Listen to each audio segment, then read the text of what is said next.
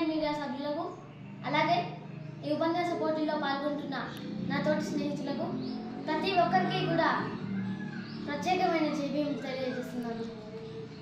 అట్టడుగు వర్గాల ఆశాజ్యోతి, ప్రపంచ మేధావి, భారత రాజ్యాంగ నిర్మాత, ఆర్థికవేత్త, బహుముఖ ప్రజ్ఞాశాలి, దళితోద్ధార్తుడు, సంఘ సంస్కర్త, రాజకీయ నాయకుడు, అసమానతలపై తిరుగుబాటు జెండా ఎత్తిన విప్లవ యోధుడు డాక్టర్ బాబాసాహెబ్ అంబేద్కర్ గారు. మరి ఆయన 1891 ఏప్రిల్ 14న మధ్యప్రదేశ్లోని మౌనే గ్రామంలో ఆయన భీమాబాయి సక్పాల్, రామ్జీ సక్పాల్ అనే ఇద్దరు పుణ్య దంపతులకు 14వ సంతానంగా జన్మించడం జరిగింది. అంబేద్కర్ గారి తండ్రి అయిన రామ్జీ సక్పాల్ గారు బ్రిటిష్ ఆర్మీలో సుబేదార్గా పనిచేసేవారు. అంబేద్కర్ గారికి 2 ఏళ్ల వయసు ఉన్నప్పుడు రామ్జీ సక్పాల్ సుబేదార్ ఉద్యోగం వదిలేసి ముంబైలోకి వచ్చి ముంబైలో ఒక చిన్న ఉద్యోగం చూసుకొని బతికేవాళ్ళు. అంబేద్కర్కి 6 ఏళ్ల వయసు ఉన్నప్పుడు తన తల్లి భీమాబాయి సక్పాల్ చనిపోవడం జరిగింది. మరి ఆ బాధను మనసులో దాచుకొని ఆయన చదువు వైపు పయనిస్తూనే ఉన్నారు. అలాగే 1907లో హెల్పింగ్ స్టోన్ హై స్కూల్లో ఆయన మెట్రికులేషన్ పూర్తి చేశారు. మన దళిత జాతి బిడ్డల్లో మొట్టమొదటిసారి మెట్రికులేషన్ పూర్తి చేసిన గొప్ప మహానుభావుడు ఎవరంటే డాక్టర్ బిఆర్ అంబేద్కర్ గారు అనే చెప్పాలి. మరి అంబేద్కర్ గారు పై చదువులకు వెళ్ళకముందే 9 ఏళ్ల వయసున్న రమాబాయి అనే అమ్మాయితో ఆయనకు వివాహం అయింది. ఈయన పై చదువులకు బరోడా మహారాజైన సాయాజీరావు గైక్వాడ్ ఆర్థిక సహాయం చేశారు. 25 రూపాయల స్కాలర్షిప్తో 1912 నాటికి బాంబే యూనివర్సిటీ నుండి డిగ్రీ పట్టా పొందాడు. మరియు బరోడా సంస్థానం నుంచి వచ్చే 11.5 పౌండ్ల స్కాలర్షిప్తో అమెరికాలోని కొలంబియా యూనివర్సిటీలో 1913లో ఆయన చేరడం జరిగింది. మరి అంబేద్కర్ గారు మొట్టమొదటిసారి అమెరికాలో స్వేచ్ఛ అంటే ఏంటో చూశారు. మన భారతదేశంలో అట్లా కాకుండా ఆయన మనకు భారత రాజ్యాంగం రాసిచ్చిన ఒక గొప్ప మహానుభావులని చెప్పుకోవాలి. మరి కొంతకాలానికి కొలంబియా యూనివర్సిటీలో PhD పూర్తి చేశారు.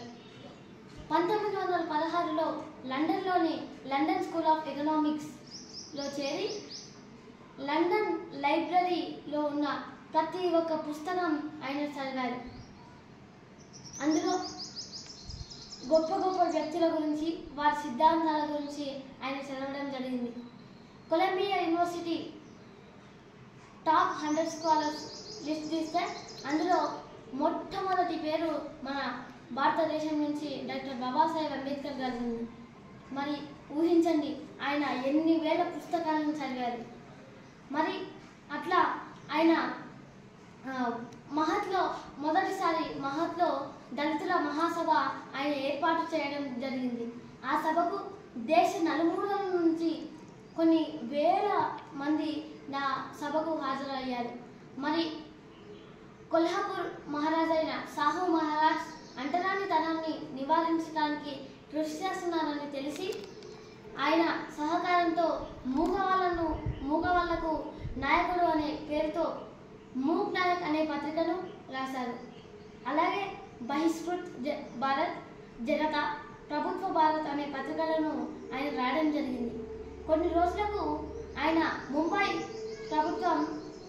ఆయనకు ముంబై ప్రభుత్వం ప్రిన్సిపల్గా, జడ్జిగా చేయడానికి అవకాశం వచ్చినా కానీ ఆయన వద్దు అనుకొని రాజకీయాల్లోకి వెళ్ళి independent labour party, scheduled caste federation అనే 2 పార్టీలను ఆయన స్థాపించడం జరిగింది. కేవలం ఆయన సంపద కోసమో అధికారం కోసమో కాదు, మన బడుగు బలహీన వర్గాల ప్రజల కోసం, వారి స్వేచ్ఛ కోసం ఆయన పోరాడారు. బోధించు, సమీకరించు, పోరాడు అనే సిద్ధాంతాలతో అట్టడుగు వర్గాల కోసం ఆయన ఎంతో కృషి చేసి పోరాడడం జరిగింది. అలాగే స్వాతంత్రం వచ్చిన తర్వాత భారత కేంద్ర మండలిలో ఆయనకి మొట్టమొదటి న్యాయశాఖ మంత్రి పదవి వచ్చింది. అలాగే రాజ్యాంగం రాసే హక్కు కూడా ఆయనకి లభించింది. అప్పటి నుంచి రాత్రి పగలు కష్టించి ఆయన మన కోసం 2 సంవత్సరాల 11 నెలల 18 రోజులు ఆయన మన కోసం రాజ్యాంగం రాయడం జరిగింది. మరి ఆ రాజ్యాంగం రాస్తుండే సమయంలో ఆయన అనారోగ్యంతో బాధపడుతుంటే ఆయనకు ఒక నర్సును ఏర్పాటు చేయడం జరిగింది. ఆమె పేరు శారదా కబీర్, డాక్టర్ శారదా కబీర్. మరి ఆమెను డాక్టర్ బిఆర్ అంబేద్కర్ గారు 2వ వివాహం చేసుకున్నారు. వివాహం చేసుకున్న తర్వాత శారదా కబీర్ గారు సావిత్రి అంబేద్కర్గా పేరు మార్చుకోవడం జరిగింది. మరి అట్లా చివరి సమయంలో ఆయన 1956లో 5 లక్షల మందితో కలిసి నాగ్పూర్లో బౌద్ధ మతం స్వీకరించడం జరిగింది.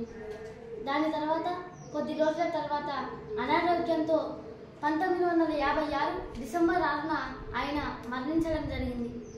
ఆయన మరణించినా కానీ ఆయన గుర్తులు, ఆయన చేసిన సేవలు మన గుండెల్లో నిలవాలి.